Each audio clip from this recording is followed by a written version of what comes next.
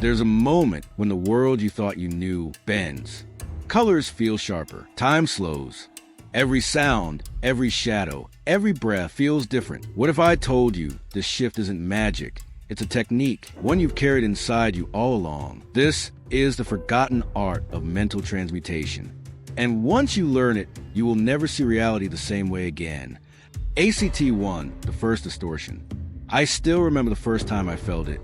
It was winter, the kind of day where the air feels like glass against your skin.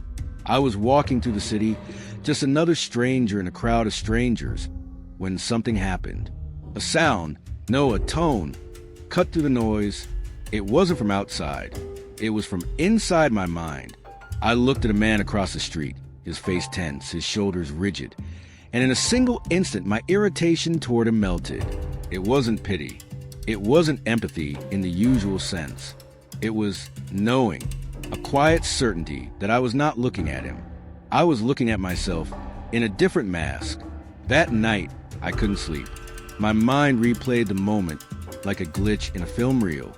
How had my anger, my judgment, transformed into understanding in just one breath? ACT2, the teacher who spoke in riddles. The answer found me 2 weeks later, in a place I never expected. It was a dusty secondhand bookstore, the kind with no logical order, where a physics textbook can sit beside a romance novel, and you have to feel your way to the right shelf. In the back corner, an old man was rearranging books. His hands moved slowly, like each movement had weight, intention. He looked up at me and smiled, not a wide smile, but one of those small, knowing ones that feels like a key turning in a lock you didn't know existed. Old man, looking for something or waiting for it to find you? I laughed awkwardly, but something in his tone froze me. The air between us felt different, heavier, but not oppressive. I told him about my strange moment on the street, how my perception had shifted without warning. He listened without interruption, his eyes steady, as if he'd heard this story 1,000 times before. When I finished, he placed a thin, leather-bound book into my hands. The cover had no title, no author's name, just a single embossed symbol, a circle divided into two halves, each bleeding into the other. Old man, quietly, change the form, and you change the experience. Change experience, and you change reality. I opened the book. The pages were filled with a strange blend of diagrams and short phrases. Not instructions, but provocations. Questions that didn't want answers. They wanted transformation. ACT3, the practice. The old man called it mental transmutation. Not a trick, not a way to think positive or force your mind into some artificial state. It was deeper. Everything you experience begins as raw energy. Thoughts, emotions, sensations. They have no fixed meaning until your mind gives them one. Transmutation is the art of changing the meaning, and with it, the entire reality. The technique began with a simple awareness drill. The next time I felt something unpleasant, anger, fear, anxiety, I was to pause, not react, not explain it away. Just hold it, like a stone in my palm. Observe the texture of it. Not the story I told myself about it, but the raw sensation. Was it heavy? Sharp? Was it moving or still? Imagine it shifting. If anger felt hot and jagged, I'd picture it cooling into smooth water. If fear felt like a tight knot, I'd see it slowly untangle, thread by thread. I practiced, and something began to happen. Do you want to continue with part 2 where the tension builds, the transformation moment hits, and the emotional climax reveals a life lesson? That's where the technique changes everything the narrator perceives. ACT4, the bending of the world. At first, the changes were subtle, the kind of shifts you could easily dismiss as coincidence. One afternoon, I spilled coffee on my shirt. Normally, that would ruin my mood for hours, but instead of snapping at myself, I paused and pictured the frustration dissolving like ink disappearing into water. The heat in my chest faded, and suddenly, the situation seemed almost amusing, a small accident in the endless ocean of my life.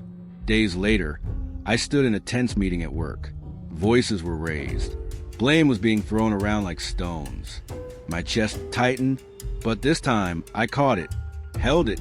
I imagined the tightness expanding into space, like the walls of a room being pushed outward. The noise didn't stop, but my perception of it did. It was like watching a storm from behind glass, close enough to feel its power, but untouched by its chaos. That's when I realized mental transmutation wasn't about changing reality. It was about changing my relationship to it. ACT 5, the night of the threshold. The real breakthrough came on a night when the city felt like it was holding its breath. I was walking home through narrow streets, rain dripping from fire escapes, the smell of wet stone in the air. A man stepped out of the shadows ahead of me. His voice was low, urgent. He demanded my wallet.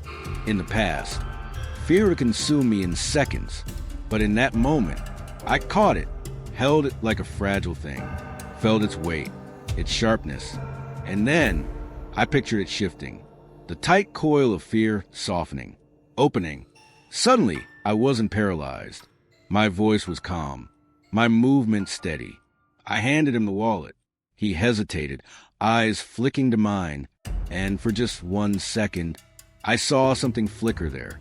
Not aggression, not triumph, but weariness. He took the wallet and walked away quickly.